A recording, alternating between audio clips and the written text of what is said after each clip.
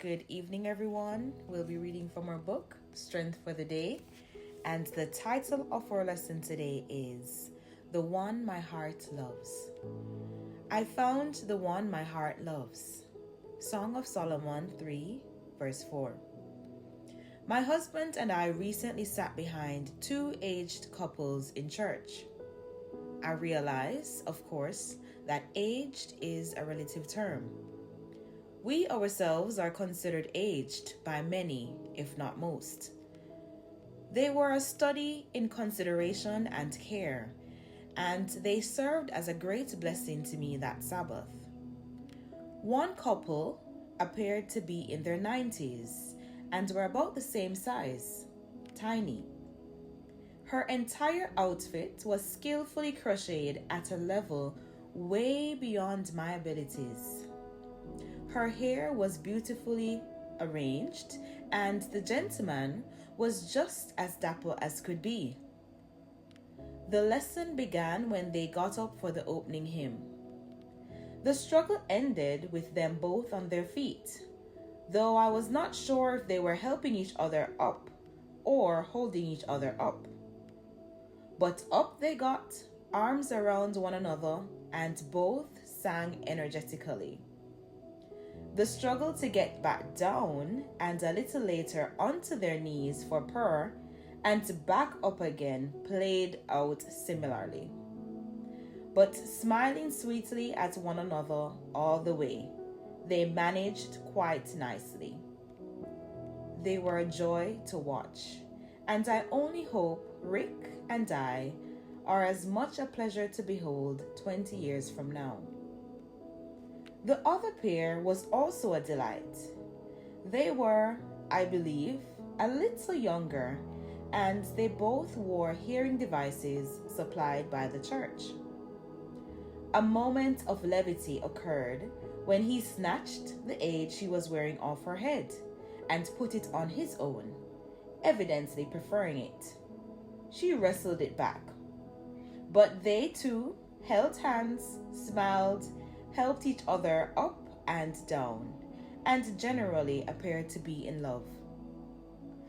I do not know for sure that these two couples were in long-lived marriages, but I like to think so. I imagine them being married as youngsters and holding on till now. That takes some doing. I came away encouraged by what I saw and thinking too of our marriage relationship with Jesus. It is doable also. He does all the heavy lifting for sure, but we agree to be in the relationship and to stay in it. We get helped up, held up, and just held. So let us smile and hang on, no matter our age. Carolyn K. Carlstrom. I hope that you have been strengthened for the day and also you've been encouraged for the day. Today is February 14th, commonly known as Valentine's Day, and today's lesson was quite befitting. The title for lesson was The One My Heart Loves, and the text was Song of Solomon 3 verse 4, I found the one my heart loves. As the author relays her experience with observing two couples who are seemingly older than her and her partner, it's interesting to note that as these couples, as they've gotten older, they are aging in the Lord.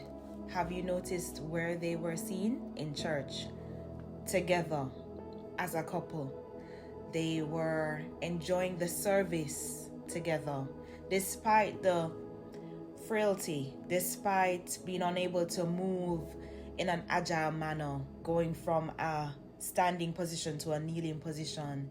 Together, they worked it out. The first couple, they worked it out. One was holding the other, helping each other up. And it's beautiful to see that kind of relationship. It's something to aspire for. When you look at the second couple, they have what might be a disability where they're not able to hear like the other persons in the audience or the congregation. And they are able to, in spite of their disability, still find joy in each other and in the house of the Lord. As you saw the husband snatching away you heard the husband snatching away the hearing device from his wife in an affectionate way. And it just shows the love that's between them. They love each other. They're holding up each other despite their disability. And this is a lesson for young people, older people, for those who are married, who are unmarried. These are the things that we aspire for. Partnership in the Lord. That's the most important thing. Does it make any sense that you have a partner who is not building you spiritually? It won't work. There's something called being unequally yoked, and that's one of the facets that need to be covered when you're striving for an equally yoked relationship. So it's a lot to reflect on, and not only in our relationships with one another as persons are married or in relationships or unmarried, but ultimately the most important relationship to consider in this story is our relationship with God. And He is definitely carrying the weight for us in that relationship.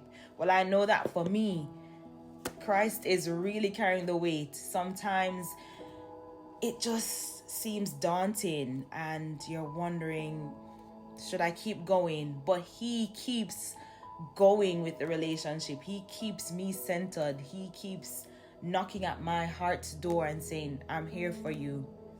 Spend some time with me. And it's heartwarming that He is always striving to have that relationship, even when I'm not pulling my weight. And it's something for me to think about and to reflect on how I can make the relationship better. And he's just an amazing father, amazing friend, an amazing partner in this walk of life. I cannot imagine life without him. Literally. So I hope that you've been encouraged today. I hope that you've been strengthened. And remember that as we go through the love season, the most important love in all of this is the love of God and the love that He has for us, having sent His only begotten Son to die just for you and just for me. So thanks for tuning in, and I will see you tomorrow. Remember, as always, share with someone who you know is probably a bit down and needs to be uplifted. Leave a comment in the comment section. And thank you for everything. Thank you for the encouragement, for those who have continued to motivate me. I appreciate you. I see you. See you tomorrow.